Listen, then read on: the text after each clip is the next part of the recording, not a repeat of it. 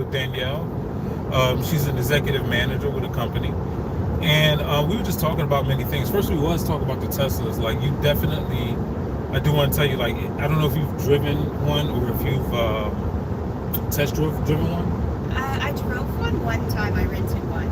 Oh, okay. Well, it was my rental car. So that's the one time I've experienced it. Okay. Yeah, but you didn't try the self-drive feature? I did not. I did do the pet one where you can leave your pet in the car and it's got on the screen, it says, like, the AC's on and I'm comfortable to, like, leave your pet in the car. Ah, okay. Which is pretty cool. That worked out for you? Yeah. My dog normally travels with me. He's not here today. But he's normally my companion. Nice. That's interesting. But one thing you were saying to me when you're talking about managing people is building relationships, right? Yeah. And I feel like that's a really big important thing. You know, me being in sales, like I used to have to build relationships every day. I'm doing door-to-door sales. So I have to, I'm just letting this guy get in front because I know that's what he wants to do. So I have to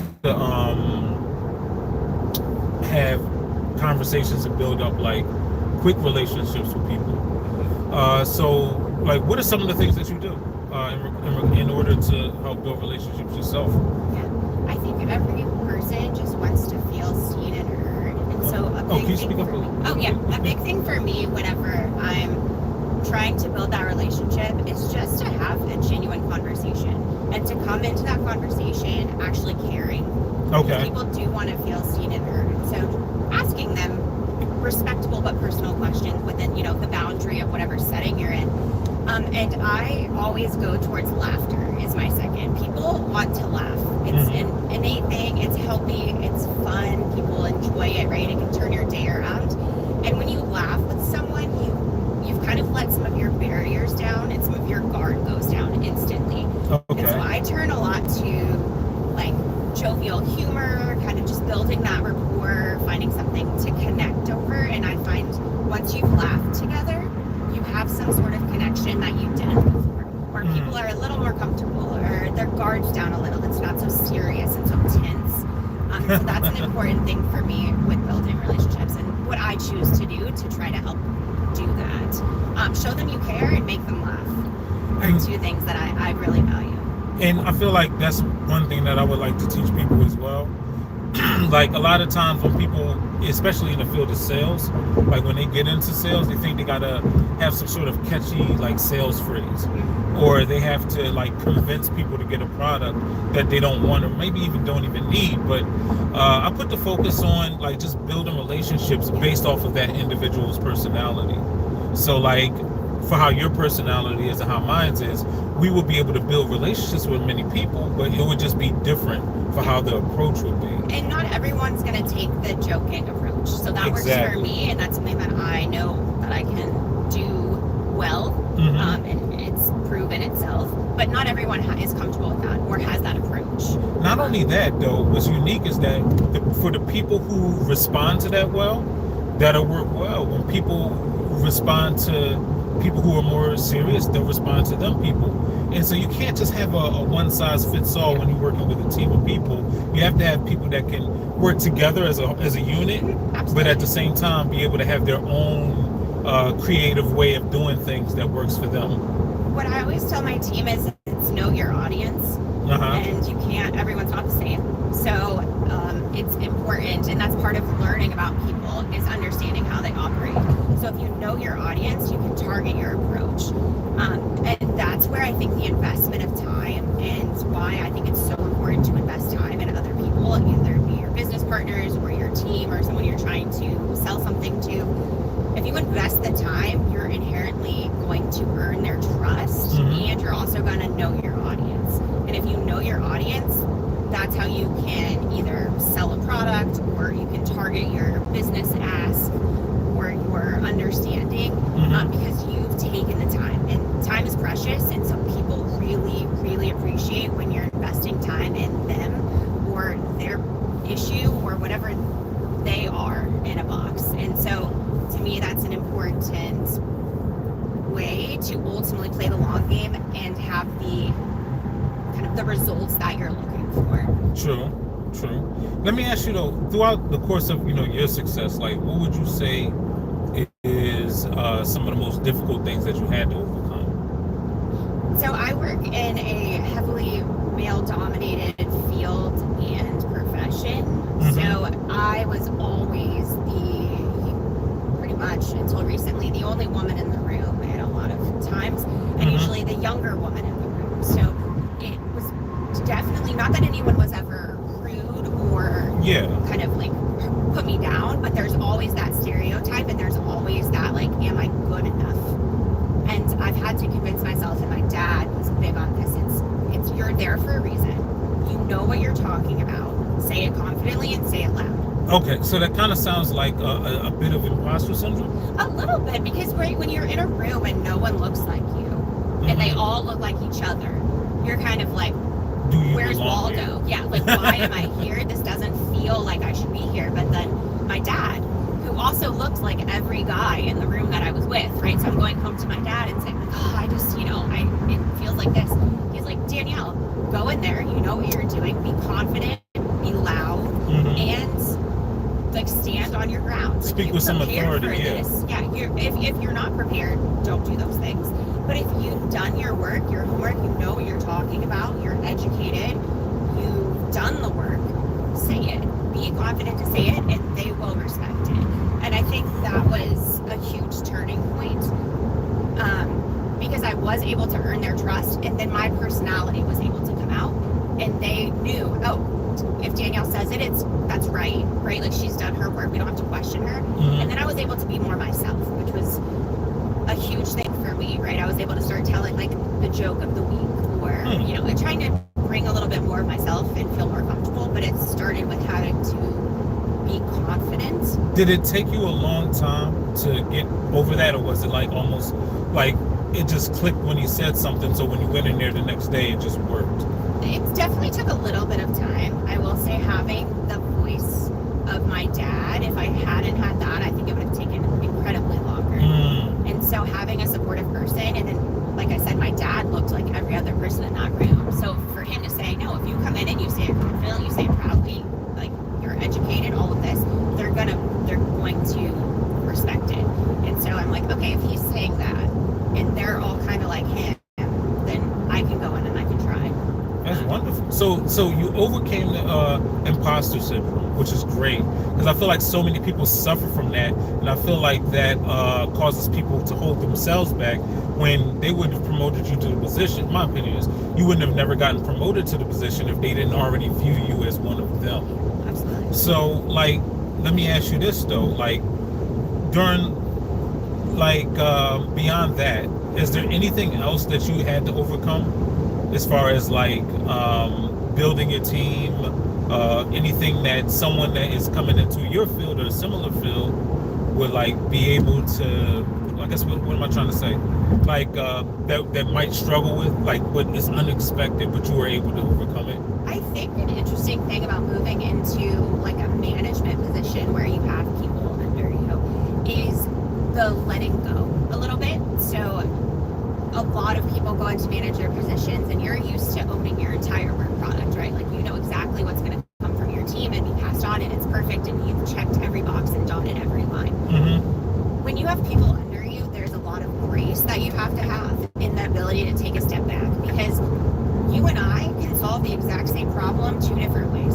One's not right, one's not wrong, we got to the same answer, but like, I had to be okay being uncomfortable that someone on my team might solve the problem differently. Okay. Right, and I want to coach them on, no, you need to, this is how I would do it, but it's okay. It doesn't have to be done your way. So it's like a pride thing. And I think it's also just a control thing. So for me, it's like, if it comes from my team, it's associated with my name, so I want it to be perfect. So kind of like, I don't want to micromanage, but I wanted it to be a certain way. So it's a lot of grace to say, okay, they're gonna make mistakes. I make mistakes. We all make mistakes.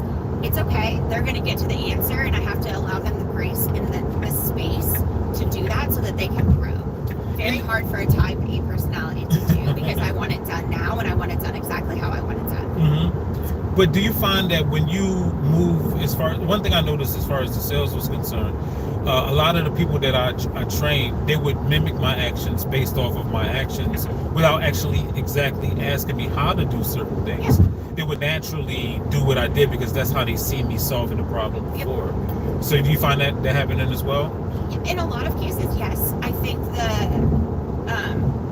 that's one of the beautiful parts about being a manager is you are able to shape people's, right? They're going to take those things that they mimicked from you, hopefully good things, and they're going to do that when they're managing people, or they're going to pass that along. So it's a really special opportunity to help develop and craft people's thought processes and ways of approaching problems and solving difficult things. But at the same time, people need to struggle a little to get to the ultimate prize. So there is a time where I think it's incredibly beneficial to have a problem. And I know I can solve it, right? Like in my head, I've got the whole entire blueprint. But I just give it to someone on my team and I let them sit on it. And I let them kind of struggle through how to get to the answer because it's really, really impactful once they do. Once they figure it out on their own. Once they get it on their own. I could have given them the entire flight plan, the entire blueprint that I had. But it's like, what would they have actually learned? Nothing. And I think through the struggle of trying to figure it out and piece it together, they can come to something way more impactful for them. And they also have this experience now of like, okay, I've got to pull from every direction and try to piece it together. And then they can use that skill the next time. And you'll see that over time, that period of struggle becomes so much like shorter. And it's funny too, it seems like it's also a possibility, and this might be wrong, but there's also a possibility that they can come up with a new, more efficient way of doing things when you let them do it. Absolutely. And they blow my mind more than not with what they're able to come put together. And I'm like, oh my gosh, yeah, like that's incredible. And then I learned something, right? And then I'm like, that's absolutely how we should do it, or how we should model it. And I always say to my team, and I do this myself with my business partners, always ask why. If it doesn't make sense or it seems weird, just ask why. Because I bet you 9 times out of 10, if you think it's weird, nobody knows why. It's been done that way. This is what I saw. This is who taught me. A lot of people are doing things nowadays. Why are we doing this? And sometimes people don't want to ask for fear of, I'm going to sound stupid, or like I should know this. I've been on the job for longer, right? Like, why would I not know? No, it's always okay to ask why. I ask why all the time. And you can preface it to make it more joking, oh, this might be a dumb question, but why, right? Like, it's okay, because I bet you people don't know why. That is true. So question, 2 questions before I let you go. One thing I want to know is, do you do this outside of the office with your team? Yeah, so we do, every quarter we have a pretty big summit, and we do really fun things. So I planned an entire amazing race throughout San Diego, California, and we went kayaking in the ocean, and we did all sorts of sandcastle building, and they had a whole little amazing race experience that I planned. We're about to do a game show battle room next week here in Dallas. Wow.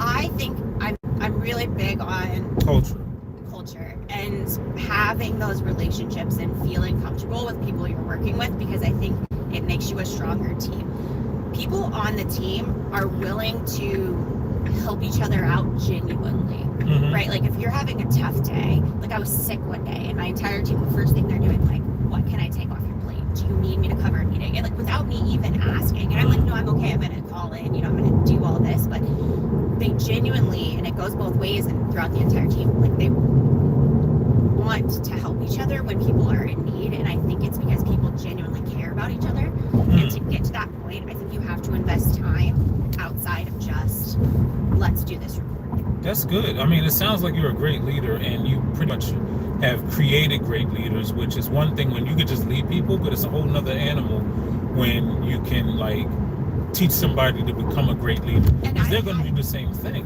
I've had insanely great leaders in my career, and my mom always mentions that. She's like, you've been so blessed with incredible leaders that have shaped you as a leader. That's good. So I think the train just continues, right? So I'm doing my best to be a great leader, but I owe so much of my leadership style and my approach to teamwork from the leaders that I've had. And it sounds like your parents as well. It sounds like they have, from what you're telling me, like they recognize and use something that they see in themselves with the good things, which is great. Absolutely. I think the big thing for me is there should be 3 points of advice in your life. It should be someone you work with, someone who knows you, like in your current role. You should have someone in your, so like for me, my dad, and then you should have someone who is admin professionally but does not work at your current job. Nice. So you get all the different perspectives when you're making a decision or you're looking for feedback, because you know someone who works with you day to day, someone who knows you personally, and someone who just knows you as a professional. And I think you get a really good 360 view of yourself when you're vulnerable with those types of people. So. Well, it's obvious the reason why your company is doing as well as it can is because they have people like you there.